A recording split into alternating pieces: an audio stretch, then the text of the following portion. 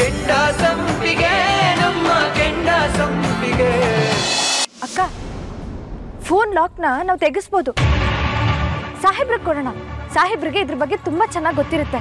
ಹೇಗಾದ್ರೂ phone lock ತೆಕ್ಕೊಡ್ತಾರೆ. Idea ಏನೋ ಚೆನ್ನಾಗಿದೆ ಸುಮಾ, ಆದ್ರೆ ಇದು ತೀರ್ಥನ್ವರೆಗೂ ಹೋಗೋದು ಬೇಡ. ಯಾಕಕ್ಕ? ಸುಮಾ, ಇದು ತುಂಬಾ ಸೂಕ್ಷ್ಮವಾದ ವಿಚಾರ. ನಾವು ದೇವಸ್ಥಾನಕ್ಕೆ ಹೋಗ್ತೀವಿ ಅಂತ ಹೇಳಿ ಆಚೆ ಬಂದಿರೋದು ನೆನಪಿದೆ ತಾನೆ? ಈಗ ನಾವು ಆ ಹುಡುಗನ್ನ ಮೀಟ್ ಮಾಡೋದಕ್ಕೆ ಬಂದಿದ್ದೀವಿ ಅಂತ ಗೊತ್ತಾದ್ರೆ ಮನೇಲಿ ಏನಾಗುತ್ತೆ ಅಂತ ಯೋಚನೆ ಮಾಡಿದ್ಯಾ? ಅತ್ತೆ ಬೇಜಾರು ಮಾಡ್ಕೋತಾರೆ, ಮಾವನು ಬೇಜಾರು ಮಾಡ್ಕೋತಾರೆ. ಅಷ್ಟೇ ಅಲ್ಲ, ತೀರ್ಥ ನಿನ್ ಮೇಲೆ ಸಿಕ್ಕಾಪಟ್ಟೆ ಕೋಪ ಮಾಡ್ಕೋತಾನೆ. ಕೋಪ ಮಾಡ್ಕೊಂಡ್ರು ಪರವಾಗಿಲ್ಲ, ಸಿಟ್ಟೆಲಿ ಬೇಕಿದ್ರೆ ನನ್ನ ಕೆನ್ನೆಗೆ ಒಂದೇ ಹೊಡೆದ್ರೂ ಪರವಾಗಿಲ್ಲ. ಆದ್ರೆ ಸಾಕ್ಷಿ ಸಿಕ್ಕಿದೆ ಅಂತ ಗೊತ್ತಾದ್ರೆ ಸಾಹೇಬ್ರು ಏನು ಹೇಳಲ್ಲ ಅನ್ಸುತ್ತಕ್ಕ. ಬೇಡ ಸುಮಾ, ಈ ವಿಷಯದಲ್ಲಿ ದುಡುಕ್ಬೇಡ. ಈ ವಿಚಾರ ನಮ್ಮಿಬ್ರಿಗೆ ಬಿಟ್ಟು ಬೇರೆ ಯಾರಿಗೂ ಗೊತ್ತಾಗೋದು ಬೇಡ, ಎಸ್ಪೆಷಲಿ ತೀರ್ಥಂಗೆ. ಸಾಹೇಬ್ರಿಂದ ಈ ವಿಷಯ ಮುಚ್ಚಿಡ್ಬೇಕಾ? ಇಲ್ಲ ಅಕ್ಕ, ನನ್ನಿಂದ ಆಗಲ್ಲ. ಖಂಡಿತ ಮುಚ್ಚಿಡ್ಬೇಕು ಸುಮಾ. ರಾಜೇಶನ್ ಕೊಲೆ ಹಿಂದೆ ನಮ್ ಪರಿಚಯದವ್ರ ಕೈವಾಡ ಇದೆ ಅಂತ ಆ ವ್ಯಕ್ತಿ ಹೇಳಿಲ್ವಾ? ಹೇಗ್ ನಂಬ್ತ್ಯಾ? ಯಾರನ್ನ ಅಂತ ನಂಬ್ತ್ಯಾ? ಅಂದ್ರೆ ನೀವು ಸಾಹೇಬ್ರನ್ನ? ಚಚೆ, ನೀನ್ ಅನ್ಕೊಂಡಾಗ ನಾನು ಹೇಳ್ತಾ ಇಲ್ಲ ಸುಮಾ. ಒಂದ್ ವೇಳೆ ಈ ವಿಷಯ ಏನಾದ್ರೂ ಲೀಕ್ ಆದ್ರೆ ಸಾಕ್ಷಿನ ಹಾಳು ಮಾಡೋ ಪ್ರಯತ್ನ ತೀರ್ಥನಿಂದ ಆಗತ್ತೆ ಅಂತ ಹೇಳ್ತಾ ಇಲ್ಲ, ತೀರ್ಥನ್ ಪಕ್ಷದವರಿಂದಾನೇ ಆಗ್ಬೋದು ಅಂತ ಹೇಳ್ತಾ ಇದ್ದೀನಿ. ಅಲ್ಲಿವರೆಗೂ ತೀರ್ಥಂಗೆ ಏನೂ ಹೇಳಲ್ಲ ಅಂತ ಮಾತು ಕೊಡು. ಅಕ್ಕ, ಸಾಹೇಬ್ರ ಹತ್ರ ಈ ವಿಷಯ ಮುಚ್ಚಿಡೋದು ನಂಗೆ ಯಾಕೋ ಸರಿ ಅನಿಸ್ತಿಲ್ಲ. ನನ್ನಿಂದ ಅವ್ರ ಹತ್ರ ಸುಳ್ಳು ಹೇಳೋದಕ್ಕಾಗಲ್ಲ ಅಕ್ಕ. ಹುಚ್ಚುಚ್ಚಂಗೆ ಏನೇನೋ ಮಾತಾಡ್ಬೇಡ ಸುಮಾ. ತೀರ್ಥಂಗೆ ಹೇಳಲ್ಲ ಅಂತ ನನಗೆ ಮಾತು ಕೊಡು. ಹೇಳಲ್ಲ. ಸರಿ, ಮನೆಗೆ ಹೋಗೋಣವಾ? ಜಾಣೆ, ನಡಿ.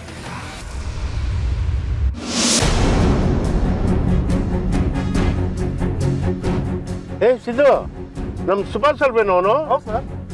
ಏನು ನನ್ನ ಮಗ ಇಷ್ಟೊಂದು ಫಾಸ್ಟ್ ಆಗಿ ಓಡಿಸ್ತಾವನೆ? ಸರಿಯಾಗಿ ಹೆಲ್ಮೆಟ್ ಬೇರೆ ಇಲ್ಲ. ಏನಾದ್ರು ಹೆಚ್ಚು ಕಮ್ಮಿ ಆಯ್ತು ಅಂದ್ರೆ ಅವ್ರ ಅಪ್ಪ ಅಮ್ಮ ನಾವು ತಾನೇ ಅಯ್ಯೋ ಅನ್ನೋದು. ಏನಾದ್ರೂ ಜವಾಬ್ದಾರಿ ಇದೆಯಾ ನನ್ನ ಮಗನಿಗೆ? ಫಾಲೋ ಮಾಡು. ಹೆಲ್ಮೆಟ್ ಇಲ್ದಾನೆ ಗಾಡಿ ತೆಗಿಬೇಡ ತೆಗಿಬೇಡ ಅಂತ 1000 ಸಲ ಬಗಳಿದ್ದೀನಿ ಅವ್ನಿಗೆ. ಅವನಿಗೇನಾದ್ರೂ ಜವಾಬ್ದಾರಿ ಇದೆಯಾ?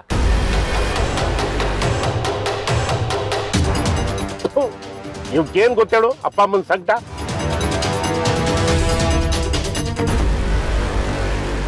ಎಲ್ಲೋಗಿದ್ರಿ ಸಾಹೇಬ್ರೆ? ಎಲ್ಲಿ ಹೋಗಿದ್ರಿ?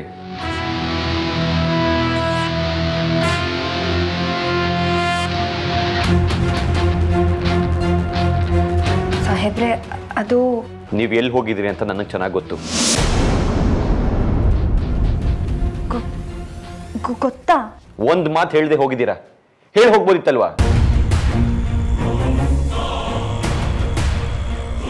ಸಾಹೇಬ್ರೆ, ಅದು ಏನಿದು?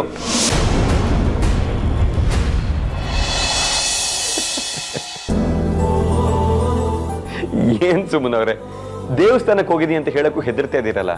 ದೇವಸ್ಥಾನಕ್ಕ? ಹಾ, ಅಮ್ಮ ಹೇಳಿದ್ರು ಅದಕ್ಕೆ ನಿಮ್ಮ ಹೆಸರು ಏನೋ ಪೂಜೆ ಮಾಡ್ತಾ ಇದಾರೆ, ಅದಕ್ಕೆ ದೇವಸ್ಥಾನಕ್ಕೆ ಹೋಗಿದ್ದಾರೆ ಅಂತ ಹೇಳಿದ್ರು.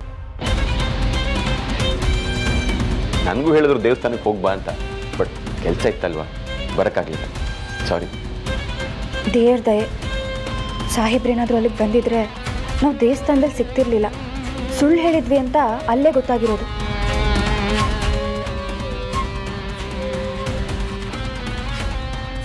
ಸುಮ್ಮನವ್ರೆ, ಯಾಕೆ ಏನಾಯ್ತು? ಒಂಥರ ಟೆನ್ಷನಲ್ಲಿದ್ದೀರಾ? ಏನಿಲ್ಲ ಸಾಹೇಬ್ರೆ, ನಾನು ಅಕ್ಕ ದೇವಸ್ಥಾನಕ್ಕೆ ಹೋಗಿದ್ವಿ. ಸುಮ್ಮನವ್ರೆ, ನನಗೆ ಮುಖ ಕೊಟ್ಟೆ ಮಾತಾಡಿಸ್ತಾ ಇಲ್ಲ. ಅದು ಬೇರೆ ನಿಮ್ಮ ಮುಖದಲ್ಲಿ ಏನೋ ಟೆನ್ಷನ್ ಇರೋ ಥರ ಇದೆ.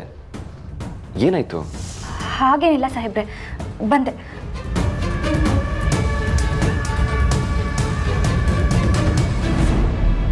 ಏನಾಯ್ತು ಇವ್ರಿಗೆ?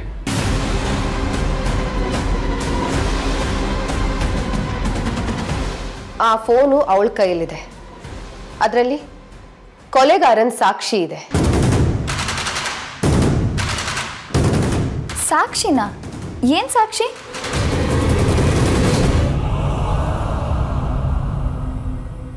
ಗೊತ್ತಿಲ್ಲ ಜಾನು. ಸಾಕ್ಷಿ ಏನು ಅಂತ ತಿಳ್ಕೊಬೋದಲ್ಲ ಅದಕ್ಕೆ? ಫೋನ್ ಲಾಕ್ ಆಗಿದೆ ಜಾನು, ಓಪನ್ ಆಗಲ್ಲ. ಕಮ್ ಆನ್, ಅದಕ್ಕೆ ಟೆಕ್ನಾಲಜಿ ಎಷ್ಟು ಮುಂದುವರೆದಿದೆ. ಅದಕ್ಕೆ ನನ್ನ ಫ್ರೆಂಡ್ಸ್ ಇದ್ದಾರೆ, ಅವರು ಹ್ಯಾಕರ್ಸು. ಅವ್ರ ಕೈಲಿ ಫೋನ್ ಕೊಟ್ಟರೆ ಅದನ್ನು ಅನ್ಲಾಕ್ ಮಾಡಿಕೊಡ್ತಾರೆ. 2 ನಿಮಿಷದ ಕೆಲಸ ಫಟಾಫಟ್ ಅಂತ ಆಗೋಗುತ್ತೆ. ಫೋನಲ್ಲಿ ಇದಕ್ಕೆ ಫೋನ್ ಕೊಡಿ ನೀವು. ಆ ಕೆಲಸ ನನಗೆ ಮಾಡೋದಕ್ಕೆ ಗೊತ್ತಿಲ್ಲ ಅಂತ ಅನ್ಕೊಂಡಿದ್ಯಾ ಜಾನು? ಐ ನೋ, ನನಗೆ ಗೊತ್ತು. ಗೊತ್ತಿದ್ರೆ ಮತ್ತೆ ಯಾಕೆ ಅದಕ್ಕೆ ಸುಮ್ಮನೆ ಇದ್ದೀರಾ? ನರಳಿಸ್ಬೇಕು ಅಂತ. ಅರ್ಥ ಆಗಲಿಲ್ಲ ಅದಕ್ಕೆ. ಆ ಸಾಕ್ಷಿಯಿಂದ ನಮಗೆಷ್ಟು ಯೂಸ್ ಆಗುತ್ತೆ ಅನ್ನೋದು ನನಗೆ ಗೊತ್ತಿಲ್ಲ ಜಾನು. ಅದರಿಂದ ಅವಳಿಗೆ ಹೆಲ್ಪ್ ಆಗ್ಬೋದು, ಅದು ನನಗೆ ಬೇಕಾಗಿಲ್ಲ. ಅದರಲ್ಲಿ ಏನಿದೆ ಅಂತ ತಿಳ್ಕೊಳ್ಳೋ ಕುತೂಹಲನೂ ನನಗಿಲ್ಲ. ನನಗೆ ಬೇಕಾಗಿರೋದು ಆ ಹೂ ಮಾರೋಳು ಇಂಚಿಂಚು ನರಳಬೇಕು ಅಷ್ಟೇ. ಅಲ್ಲ, ಅದರಲ್ಲಿ ಸಾಕ್ಷಿ ಇದೆ ಅಂತ ಗೊತ್ತಿದ್ದು ಪ್ರತಿದಿನ ಪ್ರತಿ ಕ್ಷಣ ಒದ್ದಾಡಬೇಕು. ಆ ಫೋನನ್ನು ಅನ್ಲಾಕ್ ಮಾಡೋದಕ್ಕೂ ಆಗದೆ, ಅದರಲ್ಲಿರೋ ಸಾಕ್ಷಿನ ನೋಡೋದಕ್ಕಾಗದೆ, ಅಯ್ಯಯ್ಯೋ ನನ್ನ ತಮ್ಮನ ಸಾವಿಗೆ ಇದರಲ್ಲಿ ಸಾಕ್ಷಿ ಇದೆ, ನನ್ನ ಕೈಲೇ ನೋಡೋದಕ್ಕಾಗ್ತಿಲ್ವಲ್ಲ, ಇಷ್ಟು ದಿನ ನಾನು ಹುಡುಕ್ತಾ ಇದ್ದಿದ್ದು ಇದನ್ನೇ, ಆದರೆ ನನ್ನಿಂದನೇ ಏನು ಮಾಡೋದಕ್ಕಾಗ್ತಿಲ್ವಲ್ಲ ಅಂತ ನರಳಬೇಕು, ನೋವು ಅನುಭವಿಸ್ಬೇಕು, ಕಣ್ಣೀರು ಹಾಕಬೇಕು, ಸಂಕಟ ಪಡಬೇಕು. ಅದನ್ನೆಲ್ಲ ನೋಡಿ ನಾವು ಎಂಜಾಯ್ ಮಾಡಬೇಕು. ಕಮ್ ಆನ್, ಅದಕ್ಕೆ ಅವಳು ಯಾಕೆ ನರಳ್ತಾಳೆ? ಅಣ್ಣಂಗೆ ಇದರಲ್ಲಿ ಸಾಕ್ಷಿ ಇದೆ, ಇದನ್ನ ತಗೊಂಡೋಗಿ ಪೊಲೀಸರಿಗೆ ಕೊಡಿ ಅಂತ ಕೊಟ್ರೆ ಏನ್ ಮಾಡ್ತೀರಾ ನೀವು? ನನ್ನನ್ನೇನು ದಡ್ಡಿ ಅಂತ ಅನ್ಕೊಂಡಿದ್ಯಾ?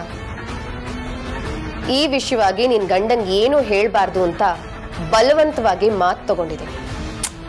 ಬ್ರಿಲಿಯಂಟ್. ಅದಕ್ಕೆ ನೀವು ಗಂಡಂಗೆ ಗೊತ್ತಾಗಲ್ಲ, ಓಕೆ. ಅವಳೇನಾದ್ರೂ ಹೊರಗಡೆ ಗೊತ್ತಿರೋರ ಹತ್ರ ಮೊಬೈಲ್ನ ತೋರಿಸಿದ್ರೆ ಅವ್ರು ಅನ್ಲಾಕ್ ಮಾಡಿಕೊಟ್ಬಿಟ್ರೆ? She is under my control ಜಾನು. ನನ್ನನ್ನು ಕೇಳಿದೆ, ನನ್ನ ಸಜೆಷನ್ ಇಲ್ಲದೆ ಒಂದು ಹೆಜ್ಜೆನೂ ಮುಂದೆ ಇಡೋದಿಲ್ಲ ಅವಳು. ಆ ಕುರುಡು ನಂಬಿಕೆ ಬರೋ ಹಾಗೆ ನಾನು ಮಾಡಾಯ್ತು. ಎಷ್ಟು ದಿನ ಅಂತ ನಿಮ್ಮೇಲೆ ನಂಬಿಕೆ ಇರುತ್ತೆ? ಅಕಸ್ಮಾತ್ ನಾಳೆ ಏನಾದರೂ ನಿಮ್ಮೇಲೆ ಡೌಟ್ ಬಂದ್ರೆ?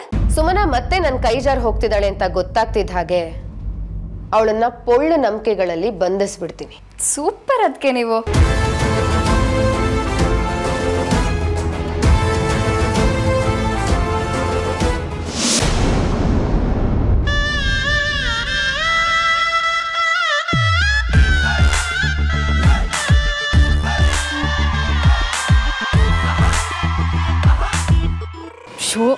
ಟೈಮ್ ಸೆನ್ಸ್ ಅನ್ನೋದೇ ಇಲ್ಲ ಇವ್ರಿಗೆ.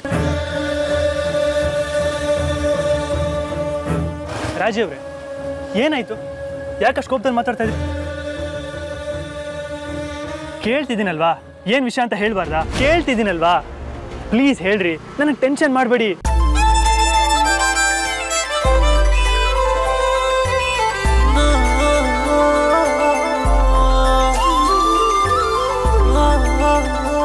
ಯಾಕೆ ನಗ್ತಿದ್ದೀರಾ? ಏನಾಯ್ತು? ಅದಾ, ಅದು ನಾನು ಗಾಬರಿ ಮಾಡ್ಕೊಂಡ್ರೆ ನೀವು ಬರ್ತಿರೋ ಇಲ್ವೋ ಅಂತ ಟೆಸ್ಟ್ ಮಾಡಬೇಕಾಗಿತ್ತು, ಅದಕ್ಕೆ ಫೋನ್ ಮಾಡಿ ಕರೆದೆ. ಟೆಸ್ಟು? ನನ್ನನ್ನು ರೀ ಹೀಗೆಲ್ಲ ಮಾಡಬೇಡ್ರಿ. ನಾನು ಏನನ್ನು ಅಂದ್ಕೊಂಡು ನಿಮ್ಮನ್ನು ನೋಡೋಕ್ಕೆ ಅಂತ ನನ್ನ ಜೀವ ಕೈಯಲ್ಲಿ ಇಟ್ಕೊಂಡು ಬಂದಿದ್ದೆ ಗೊತ್ತಾ? ಏನ್ರಿ?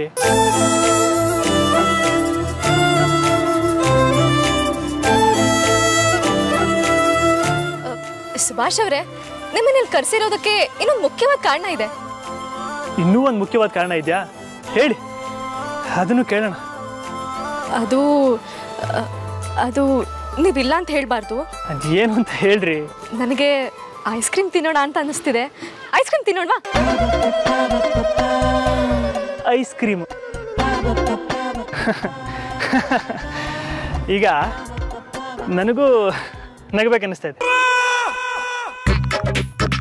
ಅವಾಗ ನನ್ನ ನೆನಪು ಕೈ ಕೊಡ್ಬೋದು, ಕಣ್ಯಾವತ್ತು ಕೈ ಕೊಟ್ಟಿಲ್ಲ.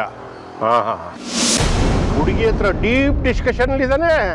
ನಿಮಗೆ ಐಸ್ ಕ್ರೀಮ್ ತಿನ್ನಬೇಕು ಅನ್ನಿಸ್ತು, ಅದಕ್ಕೆ ಅಷ್ಟು ದೂರದಿಂದ ನನ್ನ ಇಷ್ಟು ಟೆನ್ಷನ್ ಮಾಡಿ ಕರ್ಸ್ಕೊಂಡ್ರಾ? ಸರಿ. ಅಲ್ಲ ರೀ, ನಿಮಗೆ ಮಾಡೋಕ್ಕೆ ಬೇರೆ ಕೆಲಸ ಇಲ್ವಾ? ಓದಿ ಓದಿ ಬೋರ್ ಆಗ್ತಾ ಇತ್ತು. ಐಸ್ ಕ್ರೀಮ್ ತಿನ್ಬೇಕು ಅಂತ ಅನಿಸ್ತಿತ್ತು. ನಿಮಗೆ ಫೋನ್ ಮಾಡಿ ಕರೆಯೋಣ ಅಂತಂದ್ರೆ ನಿಮ್ದ ಅದೇ ಹಳೆ ರಾಗ, ಓದ್ಕೋ ಈಗ ಬೇಡ ಆಗಬೇಡ ಅಂತ ಹೇಳ್ಕೊಂಡಿರ್ತೀರಾ ಅಂತ ಈಗ ಚೌಕೊಟ್ಟೆ. ಹೆಂಗೆ ನಾವು ಹುಡುಗರ ಜುಟ್ಟು ಹುಡುಗಿರ್ ಕೈಲಿ ಸಿಕ್ಕಿದ್ರೆ ಏನು ಮಾಡ್ತಾರೆ ಅಂತ ಚೆನ್ನಾಗಿ ತೋರಿಸಿದ್ರಿ. ಐಸ್ ಕ್ರೀಮ್ ತಾನೇ, ಬನ್ನಿ ಅದು ಒಂದು ಮುಗಿಸ್ಬಿಡೋಣ. ಯಾವ ಪಾರ್ಲರ್ ಇದೆ ಸುತ್ತಮುತ್ತ? ಅಯ್ಯೋ ಪಾರ್ಲರ್ ಎಲ್ಲ ಏನು ಬೇಡ. ಅಲ್ಲಿ ಒಂದು ಚಿಕ್ಕ ಐಸ್ ಕ್ರೀಮ್ ಅಂಗಡಿ ಇದೆ.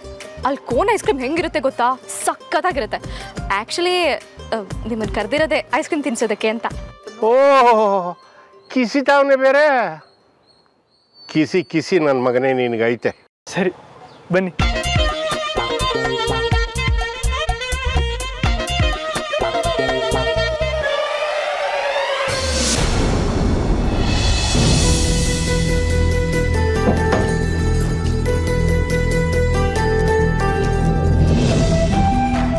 ತಗೊಳ್ಳಿ. ಸಾಹೇಬ್ರೆ ಏನು ಮಾಡ್ತಿದ್ದೀರಾ ನೀವು? ನೀವ್ಯಾಕೆ ಕೆಲಸ ಎಲ್ಲ ಮಾಡ್ತಿದ್ದೀರಾ? ಯಾಕೆ ನೀವು ಕೊಡಲ್ವಾ? ನಾನು ಕೊಡೋದ್ರಲ್ಲಿ ಏನು ತಪ್ಪು? ನೀವು ಕೊಟ್ಟರೆ ತಪ್ಪೆ. ನಾನು ನಿಮ್ಮ ಸೇವೆ ಮಾಡಬೇಕು. ನೀವು ನನ್ನ ಸೇವೆ ಮಾಡಿದ್ರೆ ನಂಗೆ ಇಷ್ಟ ಆಗಲ್ಲ. ಅದೆಲ್ಲ ಇರಲಿ, ನಾನು ಬಂದಾಗಲಿಂದ ನೋಡ್ತಾ ಇದ್ದೀನಿ ನನಗೆ ಮುಖ ಕೊಟ್ಟೆ ಮಾತಾಡಿಸ್ತಾ ಇಲ್ಲ. ಏನಾಯ್ತು ನಿಮಗೆ? ಅದು ಮುಖ ಒರೆಸ್ತಿದ್ದೀನಲ್ಲ ಅದಕ್ಕೆ ಸಾಹೇಬ್ರೆ. ಏನು ಮಾಡಲಿ, ಸಾಹೇಬ್ರಿಂದ ನಂಗೆ ಯಾವ ವಿಷಯನೂ ಮುಚ್ಚಿಡೋಕ್ಕಾಗಲ್ಲ. ಇವತ್ತೇನಾಗಿದೆ ಅದೆಲ್ಲನೂ ಹೇಳಿಬಿಡ್ಲಾ? ಬೇಡ ಬೇಡ, ಸಾಧನಕ್ಕ ಹೇಳಬೇಡ ಅಂತ ಹೇಳಿದ್ದಾರೆ. ಆದರೆ ಸಾಹೇಬ್ರಿಗೆ ಹೇಳ್ದೆ ನನ್ನಿಂದ ಇರೋದಕ್ಕಾಗ್ತಿಲ್ಲ. ಏನು ಮಾಡಲಿ ಸಾಹೇಬ್ರೆ? ನಾನು ನಿಮ್ಮ ಹತ್ರ ಒಂದು ವಿಷಯ ಕೇಳ್ತೀನಿ, ಸರಿಯಾಗಿ ಉತ್ತರ ಕೊಡ್ತೀರಾ? ಕೇಳಿ ಸುಮ್ಮನವ್ರೆ, ಗೊತ್ತಿದ್ರೆ ಖಂಡಿತ ಹೇಳ್ತೀನಿ. ಒಂದು ಪಕ್ಷ ನಾನೇನಾದರೂ ಸುಳ್ಳು ಹೇಳಿದ್ರೆ, ತಪ್ಪು ಮಾಡಿದ್ರೆ ನೀವು ನನ್ನ ಕ್ಷಮಿಸ್ತೀರಾ?